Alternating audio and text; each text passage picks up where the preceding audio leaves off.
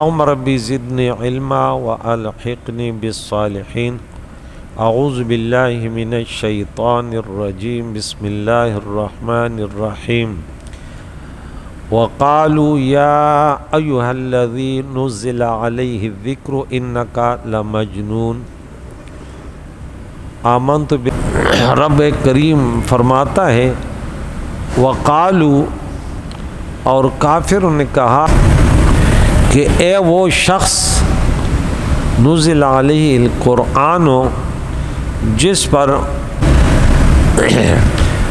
پر ذکر نصیحت نازل کی گئی ہے، انک لمجنون، بے شک تو دیوانہ ہے، نعوذ باللہ نعوذ باللہ. لو ما تأتین بالملائکۃ ان کنت من الصادقین، اگر تم سچے ہو تو ہمارے پاس فرشتے کیوں نہیں لاتے کہ وہ کہہ دیں کہ تو اللہ کا نبی ہے. ما ننزل الملائکۃ الا بالحق، ہم فرشتوں کو نہیں نازل کرتے مگر حق کے ساتھ. وما كانوا اذا منظرین، اور رب فرماتا ہے جب وہ نازل ہوں گے فرشتے تو ان کو مہلت نہیں دی جائے گی، ان کو پھر مہلت نہیں دی جائے گی. اب یہ جو دلائل ہیں نبوت کے یہ کافی ہیں، اور اگر فرشتے آ گئے یا تو عذاب کے ہوں گے تو ختم کر دیں گے، اور یا پھر انہیں تھوڑی سی ڈھیل دی بھی جائے، لیکن پھر اللہ کے فرشتوں کے بعد ان کی زندگی ختم. انا نحن نزلنا الذکر وَإِنَّا لَهُ لَحَافِظُونَ، بے شک ہم نے ہی اس ذکر کو یعنی اس قرآن کو نازل فرمایا ہے، اور بے شک ہم ہی اس قرآن پاک کی حفاظت کرنے والے ہیں. سبحان اللہ. یہاں دیکھیں کہ کفار مکہ نے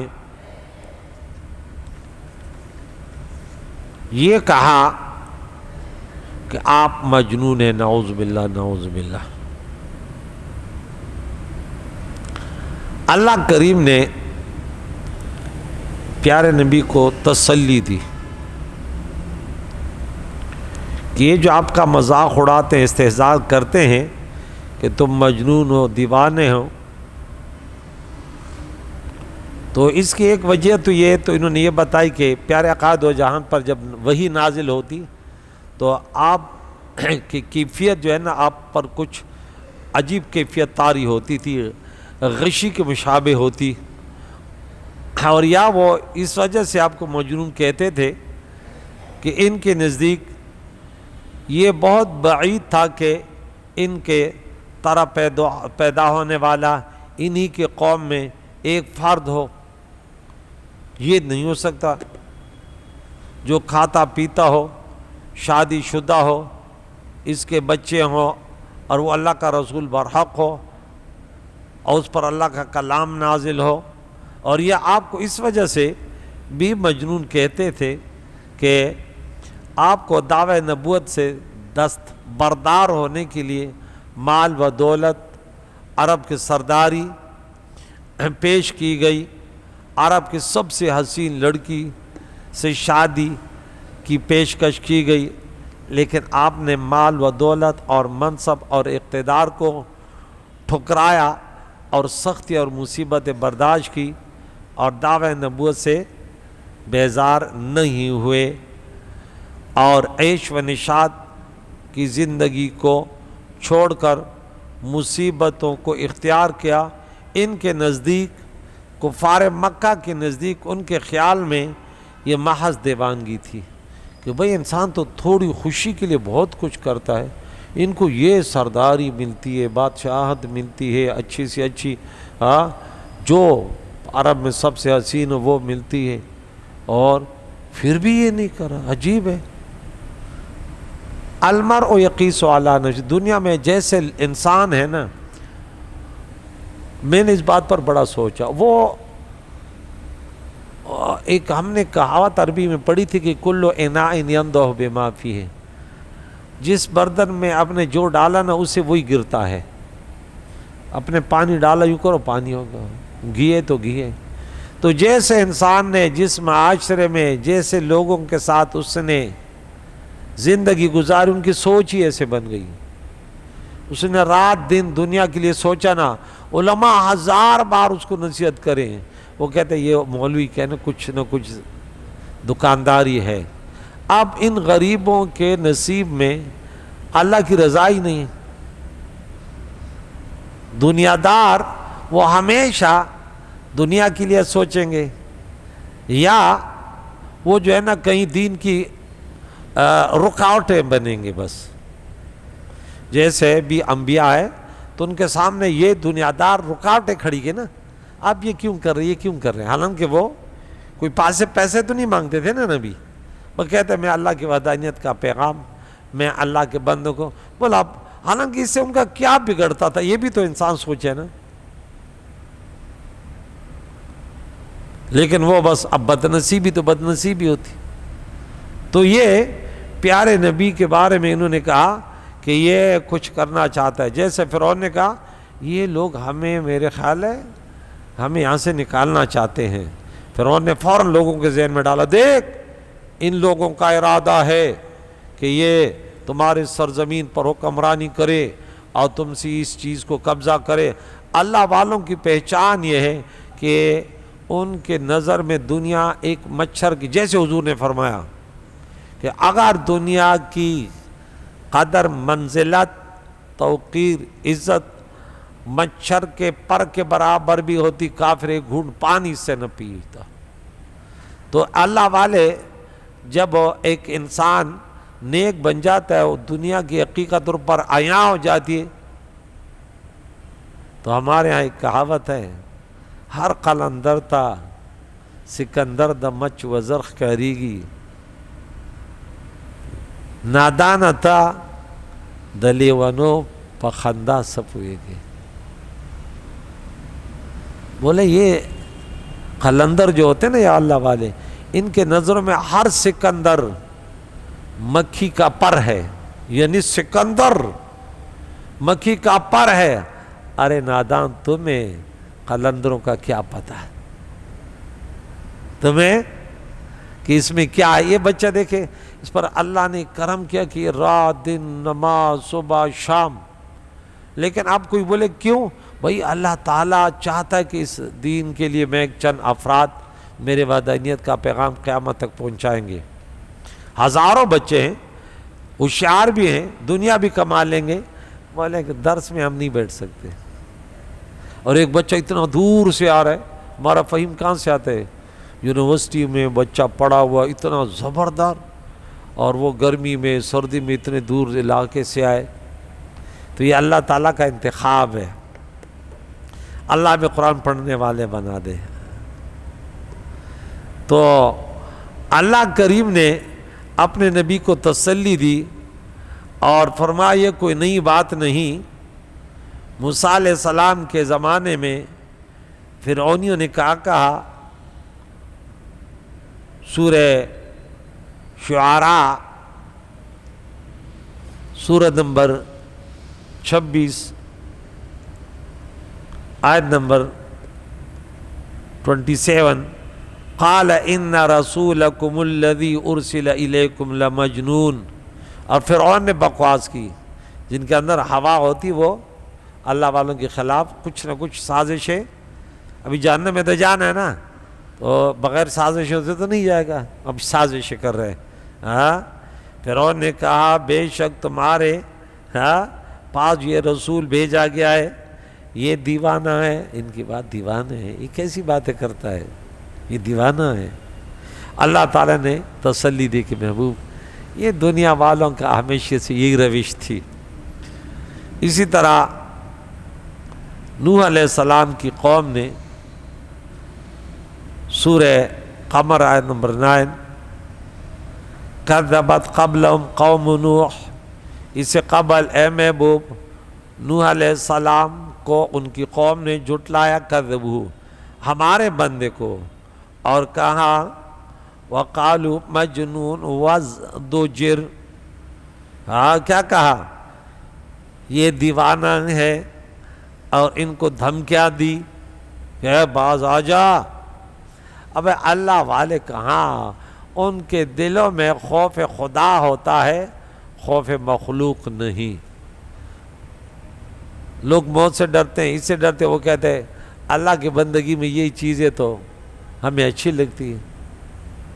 اگر اللہ تعالیٰ کو منظور نہیں تو ہمیں کوئی تکلیف دے ہی نہیں سکتا، منظور ہے تو ہم راضی ہیں.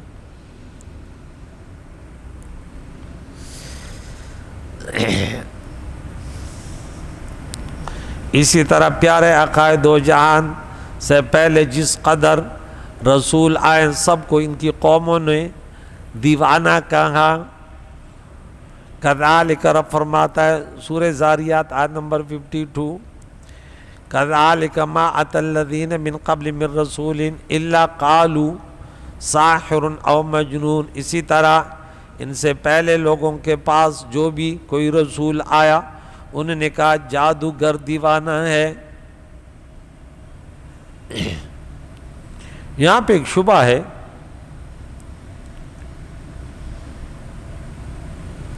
کہ اتنے یہ لوگ کہ انہیں عقل شعور نہیں تھا کہ بھائی اب مجنون کو تو سب جانتے ہیں، دیوانے کو، لیکن ان کی اتنی پیاری انداز، ان کا انداز گفتگو، جو کلام کرے موسیٰ اللہ کے نبی نے جو کلام کیا یہ اللہ کا کلام ہے، تو عرب تم تو سب جمع ہو کر بھی اس کے مقابلے میں نہیں لا سکتے، پھر یہ دیوانہ کیسے ہو گیا؟ یہ جو کلام پیش کر رہے ایسے تو تم میں سے کوئی ہے ہی نہیں. یہ بدبختی کی انتہا. ایک انسان کہتے ہیں نا کہ بھی دیوانہ کیوں کہا، وجہ تو ہوتی ہے نا. تو یاد رکھیں یہ انتہائی بدبختی ہو کہ کوئی نیک لوگوں کے پیچھے پڑ جائے، اس سے بڑی کوئی بدبختی نہیں ہے. اب وہ اگر ہاتھ نہ بھی اٹھائے تو دل میں کہے گا یا اللہ میرے راستہ میں رکاوٹ تو بننا ہے، تو چھوڑنا نہیں اس کو. اللہ والے پھر کہتے ہیں اللہ تیری گرفت بڑی سخت ہے، پھر ان کو مزہ چکھانا. جب بھی کوئی فرد خاندان میں، علاقے میں وہ نیک بنے، 2 نمبر لوگ ان کا مذاق اڑائیں گے، یہ ہمیشہ یاد رکھو.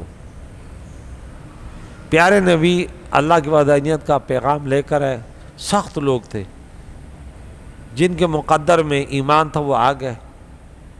انہوں نے قرآن سنا اور لبیک کہا اور عملی میدان میں اترے. اب سب لوگ دیکھ رہے ہیں کہ کیا ہو رہا ہے، یہ تو نہ پیسے دے رہے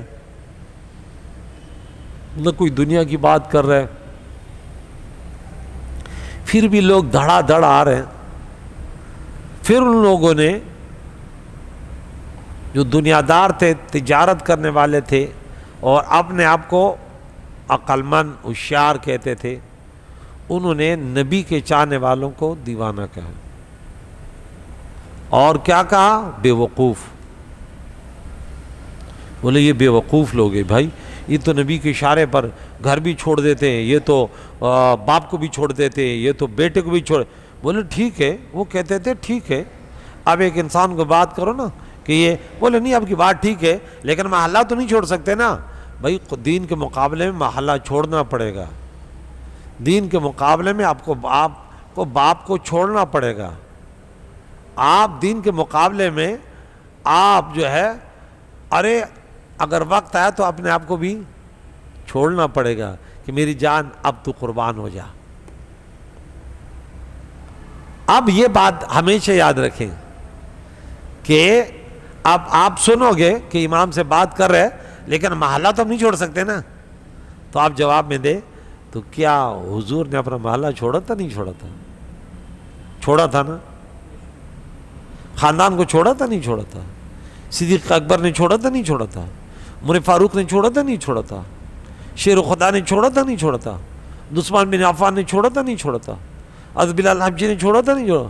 تو بولا خدا کے بندے، اللہ والوں کی تو پہچان یہ، اور یہ ہمارا امتحان ہے کہ بولو اللہ کے دین کے لیے لوگوں سنو، رسول اللہ کے شریعت کے مقابلے میں کوئی بھی آئے گا جگہ نہیں پائے گا۔ تو بے وقوف لوگ وہ ہیں کہ آپ ایک بات کریں اور وہ آپ کو کہتے ہیں محلہ داری ہے نا، کیا کریں؟ نہیں، دینداری میں محلہ داری نہیں چلتی، دینداری میں ورنہ ابراہیم خلیل اللہ اپنے محلہ داری کو کیوں چھوڑا؟ رہتے اپنے عراق شہر میں، دشت بیابان میں کیوں اس کو چھوڑا؟ موسیٰ علیہ السلام وہی رہتے کہ قوم صبر کرو، اب ہم کہاں جائیں گے؟ ہر طرف سے دریا ہے، فرعون کا لشکر ہے، اپنے آپ کو مروانا چاہتے ہیں، لیکن مولا نہیں، اللہ ہمارے ساتھ ہے، ارے ہم اس آباد مصر کو چھوڑیں گے اور دشت بیابان تی کے میدان میں جائیں گے، یہ زمین اللہ کی ہے، رزق فراوانی و تنگی اللہ کے ہاتھ میں، فرعون کے بس میں کچھ نہیں ہے، یہ مکار جھوٹا ہے۔ چھوڑ دی نا انہوں نے، مصر کی شہر کو چھوڑ دیا نا، تی کے میدان میں کیا نہیں ملا؟ سائے کے لیے بادل، کھانے کے لیے جنت کا کھانا من و سلوا، اور پانی ایسا شفاف، جب مارا پتھر کو تو 12 چشمے پوری دنیا میں پھیل گئے، نہیں گئے، سب دنیا اس کے زیر تسلط ہوئی نہیں ہوئی۔ اللہ فرماتے ہیں ارے میرے لیے تو کچھ چھوڑ تو دے، پھر دیکھ لے کہ میں سب کچھ تجھے دیتا ہوں یا نہیں۔ میرے نبی نے، پیارے آقا نے، پیارے صحابہ نے مکہ تو چھوڑا، پیارا شہر تھا، خاندانی شہر تھا، وہاں گئے جس کا نام ہی خطرناک تھا۔ اللہ والے جہاں جاتے ہاتھ اٹھاتے وہیں جنت بن جاتی ہے، اس کا نام چینج کر دیا بھی نہیں۔ یا اللہ اس شہر کو ایسے برکت والا بنا دے، ایسے محبت والا بنا دے۔ دنیا میں سب سے حضور کے ہاتھ اٹھ گئے، مدینہ جیسے شہر نہیں ہے، نہیں ہے نا؟ اللہ اکبر۔ ابراہیم خلیل اللہ وہاں سے چلے، میرے نبی کے جد امجد عراق کے آباد شہر سے جا رہا ہے، دشت و بیابان میں ارے انسان نہیں ہے، حیوان نہیں ہے، آبادی نہیں ہے، پانی نہیں ہے، کھانے پینے کو نہیں ہے، یا اللہ اس کو امن والا شہر بنا دے۔ بن گیا نہیں بن گیا؟ تو بھائی اللہ فرمائے تو میرا ہو کر تو دیکھ، ہر کسی کو تیرا نہ کر دوں۔ تو جو اللہ کے رضا کے لیے اپنے شہروں کو چھوڑتے ہیں وہ ایسے رزق حلال سے، قرآن کہتے ہیں مراغمن، اللہ اکبر، اللہ تعالیٰ میں اپنے رضا کے لیے ہر وقت کوئی بھی حکم ہو تیار رہنے کی توفیق عطا فرمائے۔ بولو آمین، بولو آمین۔ کہ اللہ پھر کیا کچھ نہیں دیتا۔ یہ دیکھیں میں آپ کو آیت سنا دوں کہ جو اللہ کی رضا کے لیے سب کچھ چھوڑ دیتے، نوکریاں چھوڑ دیں، شہر چھوڑ دے، بستیاں چھوڑ دے، میرا رب فرماتا ہے اللہ سورہ نمبر 4 نمبر 100، وَمَن يُعَاجِرْ فِي سَبِيلِ اللَّهِ يَجِدْ فِي الْأَرْضِ مُرَاغَمًا كَثِيرًا، اور جو اللہ کے راہ میں ہجرت کرے، ہجرت جہاں پابندی لگی وہ چھوڑ دو، اللہ فرماتی جگہ چھوڑ دو، دوسری طرف چلے جانا، فساد نہیں کرنا، چلے جانا۔ زمین میں بہت ساری، زمین میں بہت جگہ اور اوسط پاؤ گے، مراغمن کثیرا وسع، اللہ اکبر، کبیرہ، بہت وافر جگہ اور کشادگی۔ اب انسان ایک شہر کو، کاروبار کو اللہ کے رضا کے لیے، دین کے لیے اس لیے نہیں چھوڑتا، کہتے بھوک سے مر، جب اللہ نے تو وعدہ کیا میرے رضا کے لیے چھوڑو تو صحیح۔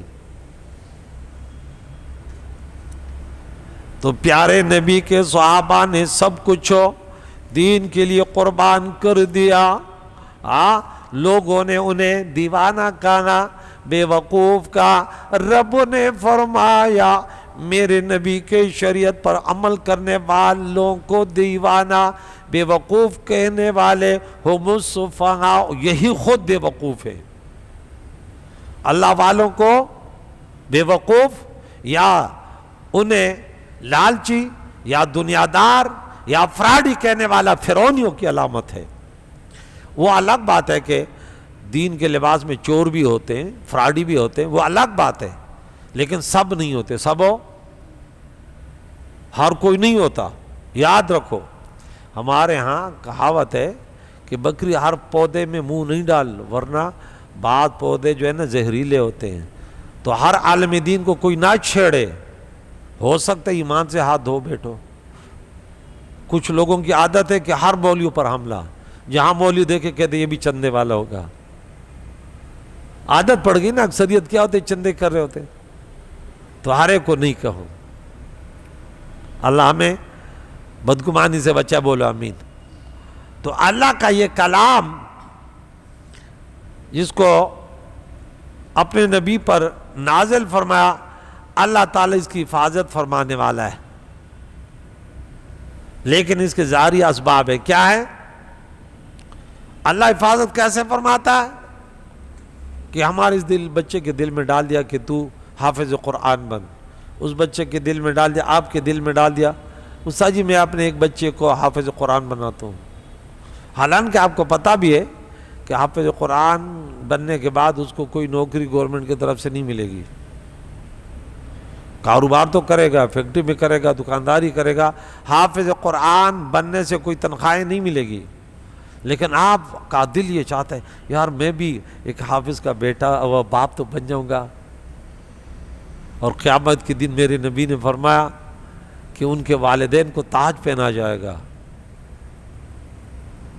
البس والداہ تاجا یوم القیامت وضوء احسن من ضوء الشمس، جس کی روشنی سورج کی روشنی سے بھی بڑھ کر ہوگی۔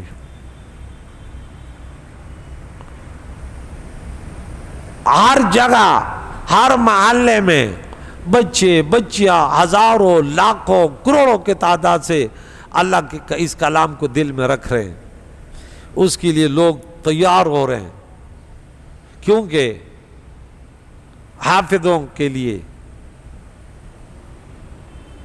جو استاد رکھے جاتے ہیں ان کو تنخواہیں چندوں سے دی جاتی ہے، گورنمنٹ سے نہیں۔ حافظ جو بنتے ہیں دولت مندوں کے بچے نہیں، اکثر غریبوں کے بچے ہوتے ہیں۔ ایک انگریز غالباً ہارون رشید بادشاہ کے دور میں یہودی تھا یا عیسائی تھا، بیانات ہو رہے تھے، وہ آیا تو اس نے کافی باتیں کی، اس کو بولا ادھر آیا، بولا آپ کو میں دعوت اسلام دیتا ہوں، اسلام قبول کر، بولا نہیں کرتا، بولا چلا جا، چلا گیا۔ پھر کچھ عرصہ بعد پھر سب جمع ہوئے، بیانات شروع، وہ آیا کھڑا ہو گیا، بولا الحمدللہ میں مسلمان ہو گیا۔ ہارون رشید بادشاہ نے پھر کہا کہ تو پہلے بھی آیا تھا، میں نے تمہیں دعوت دی، تو مسلمان نہیں، آج کیسے ہوا؟ بتا اپنی وجہ تو بتا۔ بولا بادشاہ سلامت، میں بہت بڑا عالم ہوں، اہل کتاب کا، میں بڑا خوش نویس ہوں، میں نے توریت میں رد و بدل کر کے تبدیلیاں کر کے پھر اس کو میں نے فروغ کیا، کسی نے کچھ نہیں کہا۔ میں نے انجیل میں رد و بدل کر کے بیچا، کچھ نہیں ہوا۔ میں نے پھر یہ سوچا کہ مسلمانوں کے قرآن میں رد و بدل کروں، میں نے بہت پیاری ریٹنگ سے اللہ کا کلام لیا، اس میں رد و بدل کیا۔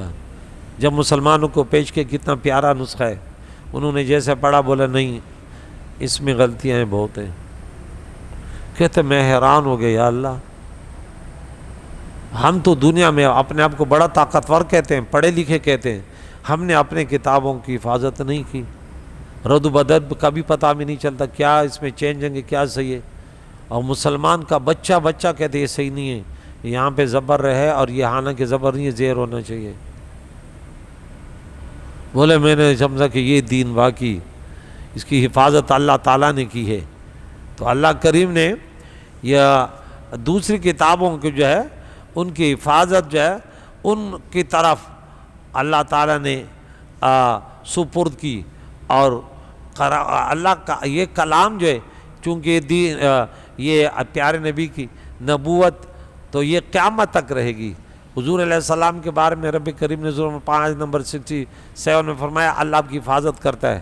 قرآن کے بارے میں کہا جو آپ پر کتاب نازل کی اس کی حفاظت اللہ تعالیٰ فرماتا ہے، لا یأتیہ الباطل من بین یدیہ ولا من خلفہ۔ ہاں اس قرآن کے پاس اس میں تحریف باطل کسی سمت سے نہیں آ سکتا، یہ جیسے کلام ہے تا قیامت ایسے محفوظ رہے گا۔ معنی میں آپ چینج کرو گے، ایک شخص کرے گا تو کل دوسرا آئے گا بولا غلط معنی کیا ہے، پھر صحیح معنی پہ آ جائے گا۔ حضور نے کیا معنی کیا، صحابہ نے کیا معنی کیا۔ ہاں یہاں دیکھیں توریت کے بارے میں، انزلنا التوراۃ فیہا نور وہدی، ہم نے توریت کو بھی نازل کیا، اس میں ہدایت بھی تھی، نور بھی تھا، اس کے ذریعے یحکم بہا النبیون، انبیاء اس پر فیصلے فرماتے تھے، جو ہمارے تابع فرمان تھے ان لوگوں کے لیے جو یہودی تھے اور اللہ والے تھے، علماء تھے۔ اس کی وجہ بتائی بما استحفظوا من کتاب اللہ، یہ کیونکہ وہ اللہ کی کتاب کے محافظ بنائے گئے، اور جب انسان محافظ بنتا ہے تو وہ کمزور ہے۔ اب اس قرآن کے بارے میں رب کریم نے فرمایا کہ ہم نے اس کو نازل کیا اور ہم ہی اس کی حفاظت کرتے ہیں۔ تو یہ ایسا پیارا کلام ہے کہ آپ کبھی سوچ نہیں سکتے کہ اس میں بھی کوئی غلطی ہوگی، نہیں ہو سکتی۔ شروع میں سب سے پہلے پڑھتے ہیں لا ریب فیہ، یہ ایسے کتاب ہے اس میں شک نہیں ہے، یہ ہدایت ہی ہدایت ہے، یہ رحمت ہی رحمت ہے، اس کا پڑھنا بھی سعادت مندی ہے، اس کو دیکھنا بھی سعادت مندی ہے، اس کے سننے والے بھی جنتی ہے، اسے محبت کرنے والے بھی جنتی ہے، جس مکان میں پڑھا جائے وہ بھی برکتوں کا مرکز۔ ہاں جو آنکھیں دیکھے وہ آنکھیں برکت والی، جو کان سنے وہ کان برکت والے، جس دل میں بیٹھ گیا وہ دن ایمان سے معمور بن گیا، جس گھر میں پڑھا گیا اس گھر پر رحمتوں کی بارش ہوئی۔ ہاں اور جس نے اس پر فیصلہ کیا وہ عدل کر گیا، ہاں جس نے اس کو بیان کیا وہ حقو بن گیا۔ اللہ اس قرآن پر ہمیں قربان کر دے۔ اللہ تعالیٰ سے دعا ہے قرآن مجید فرقان حمید کے تعلیمات حاصل کر کے اس پر عمل کر کے دوسروں تک پہنچانے کی توفیق عطا فرمائے یا رب۔ وصلی اللہ علی محمد وصحبہ اجمعین برحمتک۔